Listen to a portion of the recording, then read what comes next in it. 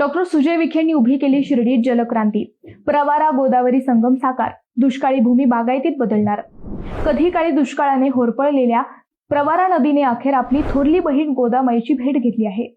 शिर्डी विधानसभा मतदारसंघात उभारण्यात आलेल्या एका लहानशा नदीजोड प्रकल्पामुळे हे स्वप्न सत्यात उतरले आहे. जलसंपदा मंत्री राधाकृष्ण विखे पाटील यांच्या मतदारसंघात माजी खासदार डॉक्टर सुजय विखे पाटील यांच्या पुढाकाराने हा महत्त्वपूर्ण उपक्रम प्रत्यक्षात आला. कात नाल्याच्या कडेवरील अडथळे दूर करून जिरायती पट्ट्यातील पाण्याला गोदावरीच्या बागायती भागाकडे वळवण्यात आले आहे.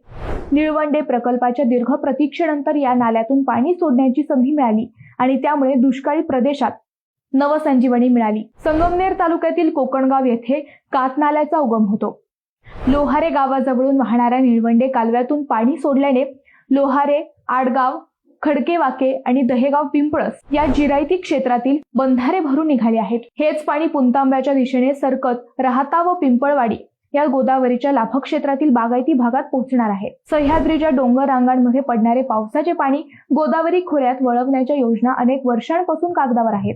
मात्र या छोट्याशा नदीजोड प्रकल्पाने हे स्वप्न प्रत्यक्षात उतरवले आहे. निळवंडे धरणातून पाणी कातनाल्यात सोडल्यामुळे प्रवारा व गोदावरी या दोन्ही नद्यांचा संगम इथे झाला आहे.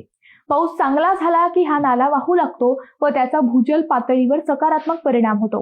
पूर्वी हा भाग फक्त पावसाच्या पाण्यावरच अवलंबून